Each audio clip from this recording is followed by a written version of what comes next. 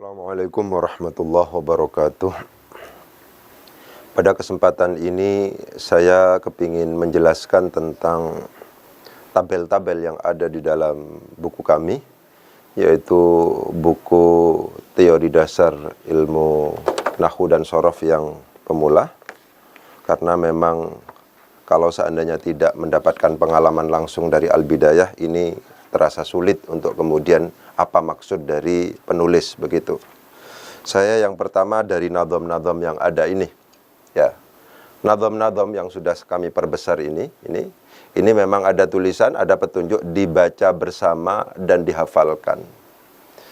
Ini di lembaga kami itu setiap mau memulai pelajaran, yaitu sehabis maghrib, sehabis jamaah, sehabis baca Quran dan seterusnya, ini memang dibaca bersama-sama. Kenapa kok kemudian ini harus dibaca bersama-sama? Lebih disebabkan karena menurut kami hal-hal yang terkait dengan pembagian-pembagian itu sulit kalau seandainya tidak tidak dibantu dengan cara nadham. Misalnya ini ada fansib bi ashrin wa hiya anwalan wa kai kadza idzan in suddirat wala mukai misalnya. Ini adalah terkait dengan an-nawasib itu apa saja. Kalau seandainya kemudian dihafalkan dengan cara nadham, ini cuman misalnya hanya 3 nadham. Jadi an, lan, kai, kemudian idzan, kemudian lamukai, kemudian lam juhud, hatta, awawu, dan seterusnya. Ini cuman 3 baris ini. Dan itu menurut kami itu cukup membantu anak supaya kemudian kalau seandainya hafal, ketika disuruh menjelaskan kira-kira amil nasab itu apa saja, misalnya, itu langsung. Selanjutnya misalnya, wajazmuhu bilam walamma qad misalnya.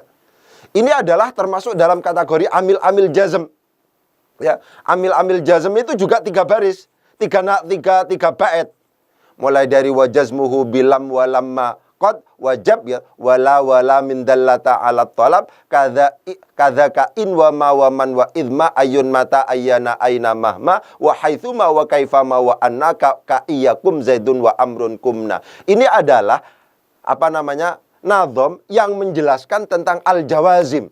Kira-kira yang termasuk dalam kategori amil jazm yang apabila itu masuk pada fi'il mudhari yang mu'rab itu berpengaruh menjazmkan, itu apa saja, itu diwakili oleh 3 ini. Kemudian selanjutnya ada kata-kata kadzaka adha dhalla bata amsa dan seterusnya. Itu adalah termasuk dalam kategori kumpulan yang termasuk dalam kategori akhawatu kana. Saudara-saudaranya kana itu kan banyak. Ternyata di sini ada adha, ada dhalla, ada bata, ada amsa, ada asbaha, ada soro, ada laisa, ada fati'a, infaka, zala, bariha dan seterusnya. Itu adalah termasuk dalam kategori teman-temannya kana yang apabila itu kemudian dihafalkan dengan tidak nadham, memungkinkan ada yang tersisa. Tapi kalau seandainya dihafalkan pakai nadham, itu menjadi tidak tersisa. Ketika misalnya tiga nadham ini kemudian hafal, itu sapu bersih sudah.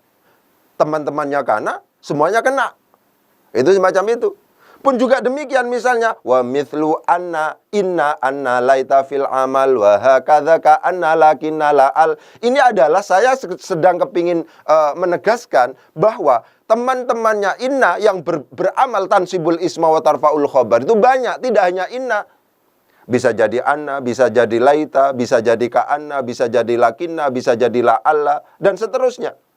Itu adalah contoh-contoh yang kemudian yang pada akhirnya ketika nadham itu hafal gitu ya, ini sudah kena sapu bersih gitu loh. Itu seperti itu gitu loh. Jadi mau saya itu seperti itu. Kemudian ini ada kakhiltuhu hasibtuhu za'amtuhu ra'aituhu wajadtuhu alimtuhu ja'altuhu takhadtuhu wa kulli ma min hadhihi saraftahu falyulama. Ini saya sedang kepingin menjelaskan tentang bahwa dhanna wa akhwatuha itu banyak gitu loh. Dhanna yang beramal yang masuk pada mubtada khabar yang memiliki pengamalan tansibul mubtada awal khabar ala annahuma maf'ulani laha itu banyak ini. Bisa khiltu, bisa hasibtu, bisa za'amtu, bisa ra'aitu, bisa wajadtu, bisa alimtu dan seterusnya. Jadi maunya begitu yang mau saya itu. Jadi ini dihafalkan setiap hari pokoknya. Setiap hari. 1 bulan, 2 bulan. Pada akhirnya, coba sebutkan amil-amil nasab, coba sebutkan amil-amil jazm, coba sebutkan misalnya teman-temannya kana, coba sebutkan teman-temannya inna, coba sebutkan teman-temannya dhonna. Itu semuanya bisa, gitu loh. Karena nadhamnya sudah hafal. Kemudian selanjutnya ini, bil wawi wal fa wa au wa am wa thumma hatta wa bal wala walakin imma. Misalnya, ini adalah nadham yang merangkum tentang huruf ataf, tidak hanya waw, banyak. Ya, huruf ataf itu banyak sekali. Ada waw, ada fa, ada au, ada am, ada thumma, ada hatta, ada bal, ada la, ada lakinna, ada imma. Ya, itu semacam itu. Selanjutnya ada kata-kata wa lafdhuhul masyhuru fihi arba'u nafsun ainun. Ini saya kepingin sedang menjelaskan tentang ketika kita berbicara tentang taukid, ada yang kemudian taukid itu ketika misalnya maknawi dengan menggunakan alfadhun ma'lumatun. Bisa jadi nafsun, bisa jadi ainun, bisa jadi kullun, bisa jadi ajma'u. Ini satu nadham, gitu loh. Jadi nanti apa saja coba yang masuk dalam kategori lafaz-lafaz yang memang dipersiapkan untuk taukid maknawi, ya ini sudah nadhamnya. Nafsun, ainun, kemudian kullun, ajma'u. Begitu.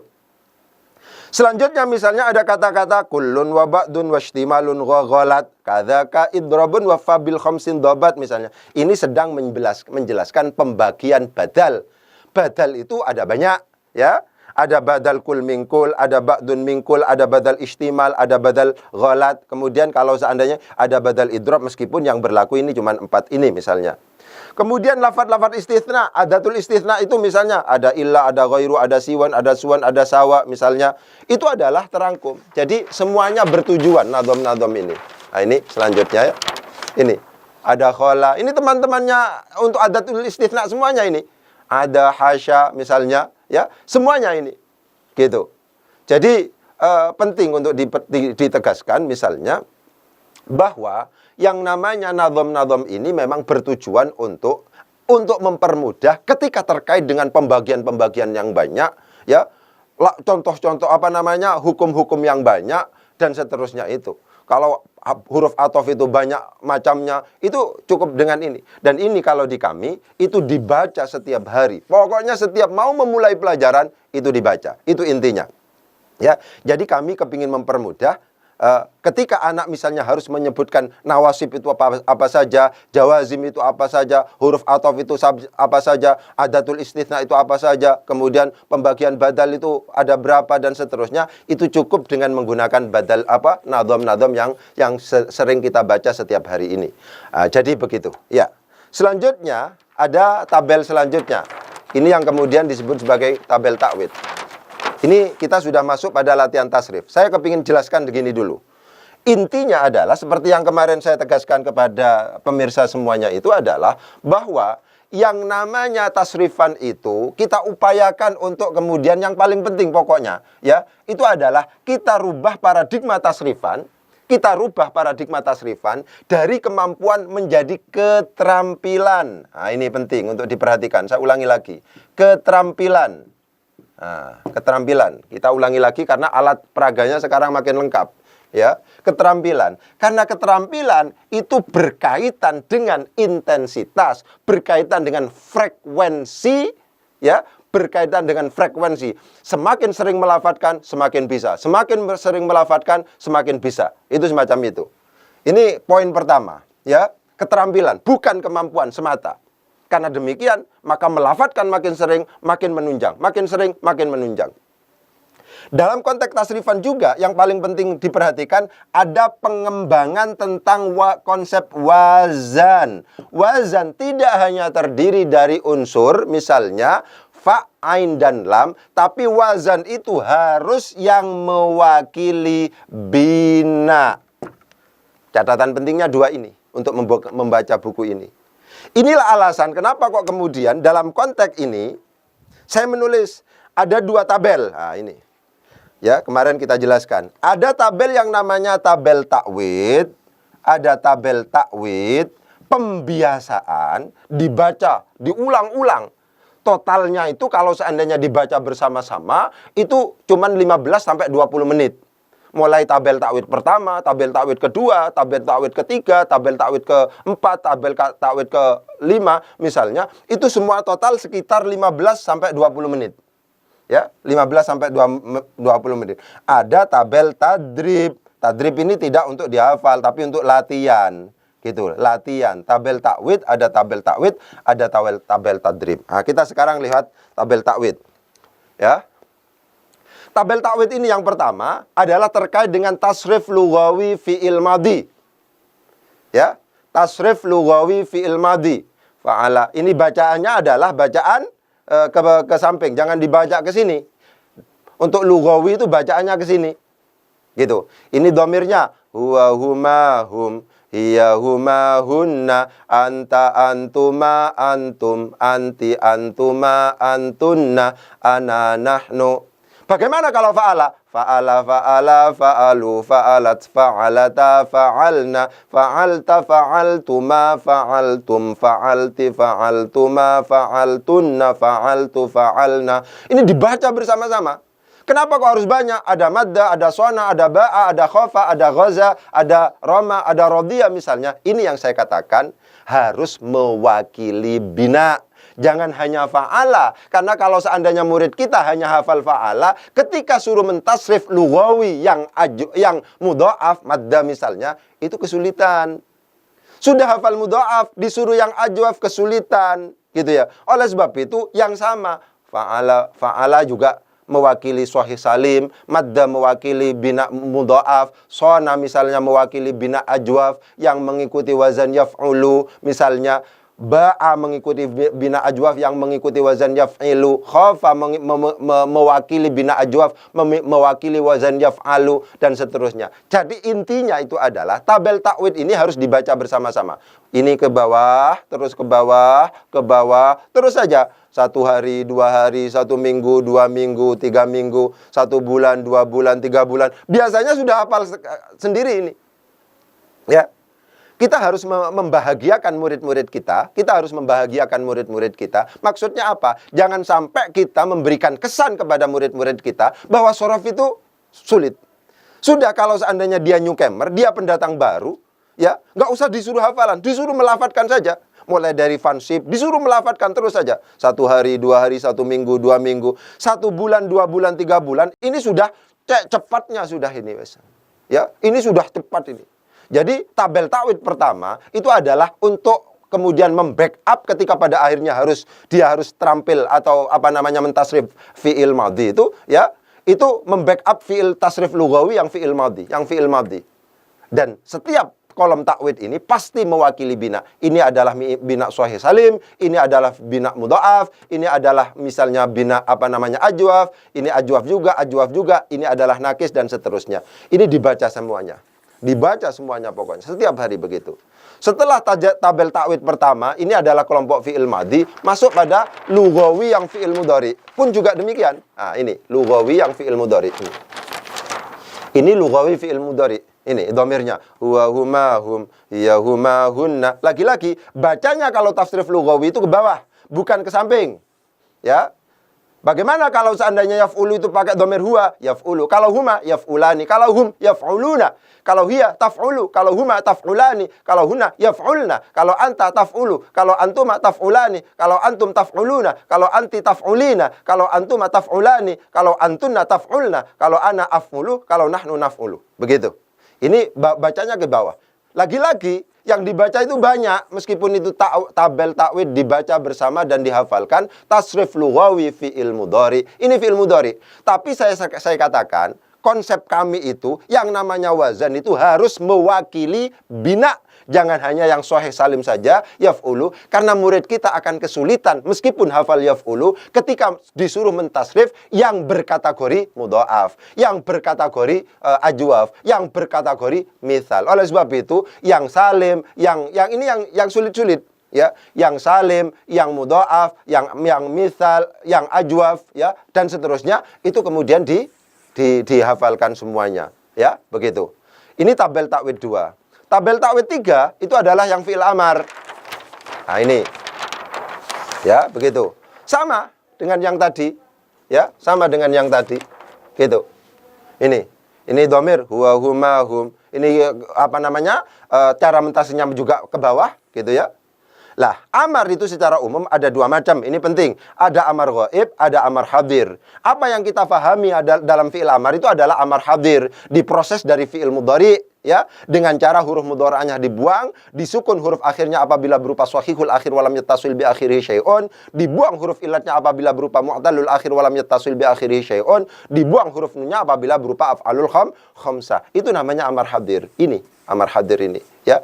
Lah, amar ghaib itu apa? Amar ghaib itu adalah gabungan antara lamul amri, ya nih, liyaf'ul, liyaf'ula, liyaf'ulu, litaf'ul, litaf'ula, liyaf'ulna, uf'ul. Ini amar hadir. Ini yang diberi li, ini namanya amar ghaib. Itu merupakan gabungan dari lam amar dan fi'il mudhari.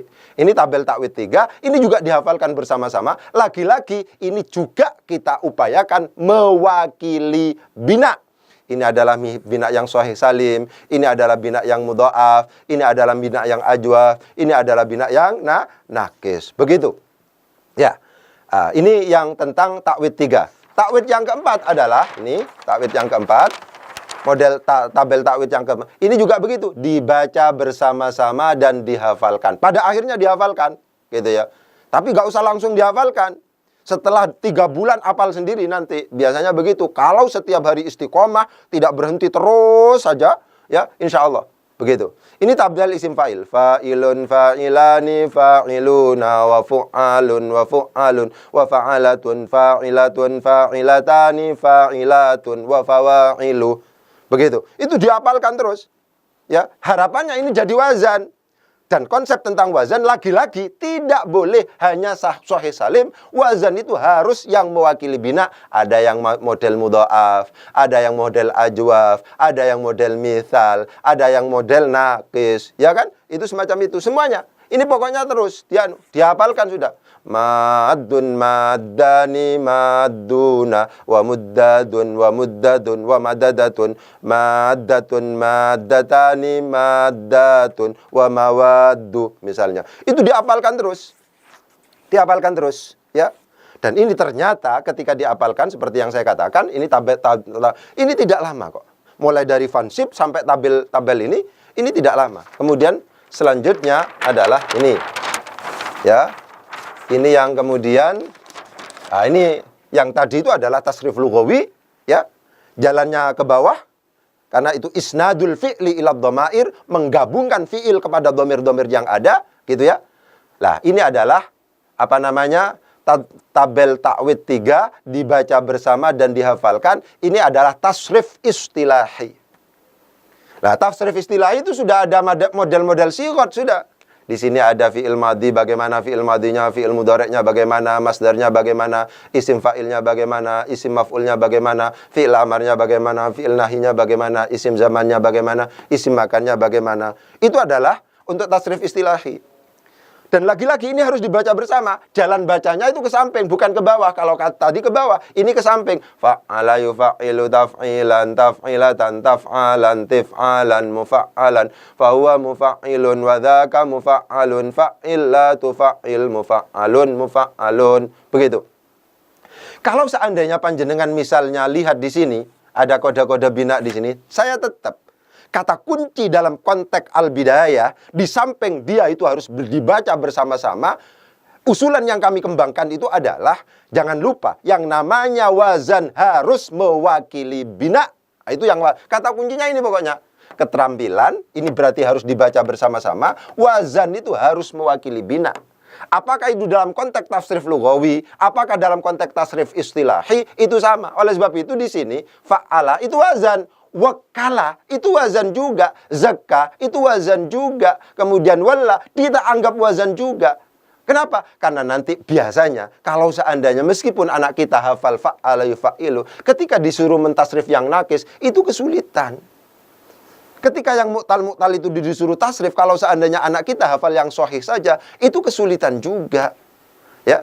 Jadi penting untuk ditegaskan itu cara pembacaan tabel. Ada 5 tabel. Tabel takwid pertama itu tentang fi'il madhi, tabel takwid kedua itu adalah lughawi fi'il mudhari, kemudian tabel takwid ketiga itu adalah lughawi fi'il amar gitu ya. Tabel takwid keempat itu adalah lughawi isim fa'il, tabel takwid kelima itu adalah istilahi ya, istilahi ini. Ketika istilahi itu kan kalau dalam konteks penerjemahan apa yang dimaksud dengan tasrif istilahi itu adalah misalnya taghyirul aslil wahid ilal amthilah al mukhtalifah lima'anin maqsudatin. Ini.